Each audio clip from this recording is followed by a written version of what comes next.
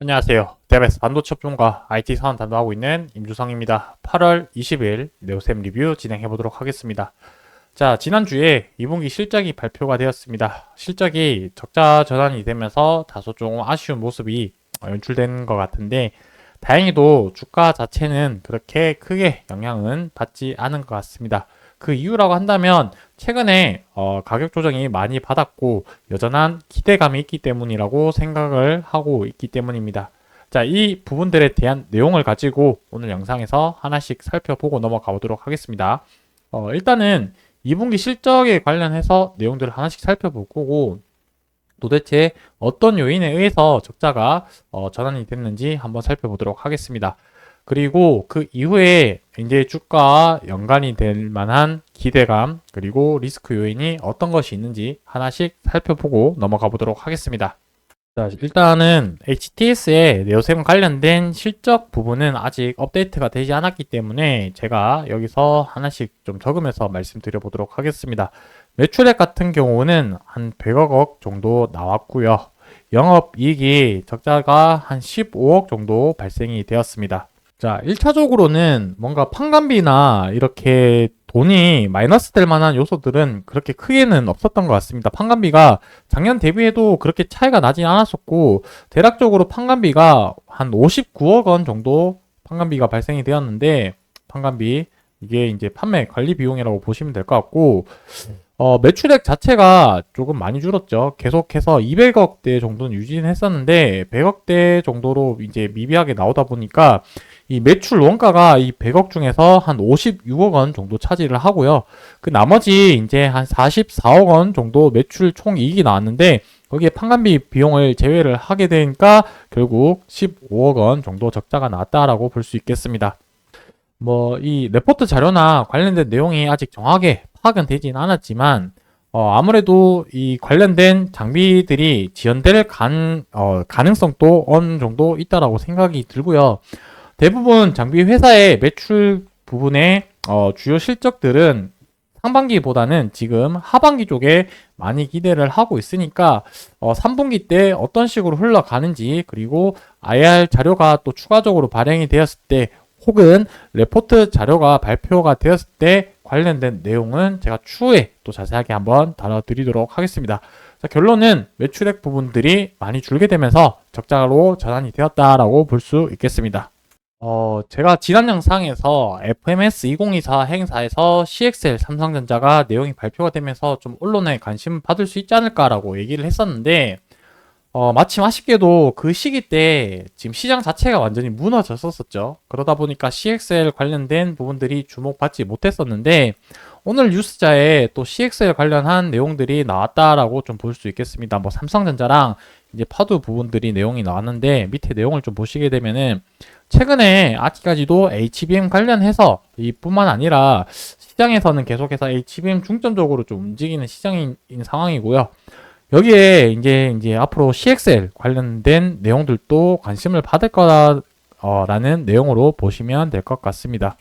결국에 네오셈이 이제 앞으로 또 기대되는 부분, SSD 테스터가 주요 제품이긴 하나, 앞으로 이제 CXL 관련된 검사 장비들의 매출 부분들이 앞으로 추가적으로 발생될 수 있다는 가능성을 봤을 때는 충분히 기대감으로 작용할 수 있지 않을까라고 생각을 하고 있습니다.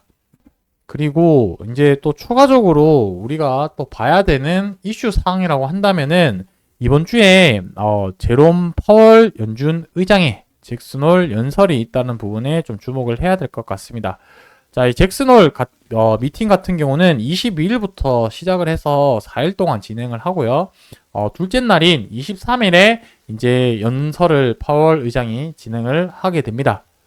이 시간 같은 경우는 현지 시간 기준으로이기 때문에 한국 시간 기준으로 봤을 때는 아마 금요일 장 마감 이후에 진행이 될 것 같고요. 이 부분의 주가 영향은 아마 다음 주에 영향을 받을 가능성이 높다, 이렇게 말씀드릴 수가 있겠습니다.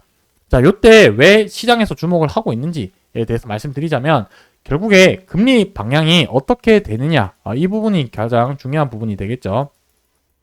지금 시장에서는 단기적으로 이 경기 침체에 대한 우려 때문에 주가가 크게 급락을 했었는데, 이 금리 방향에 따라서 결국에 다시 시장이 어느 정도 지금 많이 회복세는 이루어졌지만 추가적인 반등이 나올 수 있을 것인지 아니면 이제 예상이랑 좀 다르게 가서 하락을 맞이할 수 있을 것인지 대해서는 연준 의장이 어떤 얘기를 하느냐 이 결과 이후에 이제 미장 주식에 영향을 1차적으로 확인을 해야 될 것 같고 월요일날 장이 열렸을 때 한국 주식에서 어떻게 움직이는지 좀 체크를 해볼 필요가 있다. 이렇게 정리하고 말씀드리도록 하겠습니다. 자, 결국에는 7월 초만 하더라도 신고가를 갱신을 하면서 이제 네오셈의 새로운 방향에 좀 주가가 다시 한번 레벨업 할 수 있지 않을까라는 기대감이 있었는데 그 이후에 시장 하락 때문에 주가가 한번 고꾸라졌었고요. 8월 5일 날 이때 이제 뭐 서킷까지 걸리게 되면서 시장이 완전 좀 박살이 났었죠. 그런 이유 때문인지 모르겠으나 이제 14일 이후에 16일 날 실적 발표 이후에 주가 흐름이 요때이네요. 요때 크게 하락은 없었고 이 부분이 어느 정도 선반영이 되었 거다라는 게 개인적인 좀 생각입니다. 그래서 현재는 그래도 지금 주가 흐름이 견고하게 잘 유지되고 있다라고 말씀드리고 싶은 부분이 결국 이 초록색 굵은색 선인 241선을 단단하게 좀 지지를 하고 있는 모습을 보여주고 있다. 그래서 이번 주까지 어느 정도 시장이 횡보를 하지 않을까라고 생각을 하는 이유는 결국 앞서 말씀드린 그런 잭슨 홀 연설에서 파월 의장이 어떤 얘기를 하는지 따라서 방향성이 결정이 될 거라고 생각이 들기 때문에 만약에 긍정적인 흐름으로 간다라고 한다면 위에 노란색 선인 21이동 평균선 돌파할 가능성이 높아 보이고요. 그게 아니라면 다시 한번 이탈할 가능성이 높지 않을까라고 생각을 합니다. 뭐 또 어떻게 될지는 좀 지켜봐야 되겠지만 다음 주까지 이 가격 흐름이랑 시장 상황을 지켜보면서 특이사항 있으면 또 영상에서 바로 말씀드리도록 하겠습니다. 다시 한번 주가가 하반기에 이런 매출 기대감이랑 그리고 CXL 테마를 등에 업고 다시 한번 신고가를 돌파할 수 있을지 아닐지 계속해서 모니터링하고 투자에 필요한 정보들 계속해서 영상으로 전달 드리도록 하겠습니다. 감사합니다.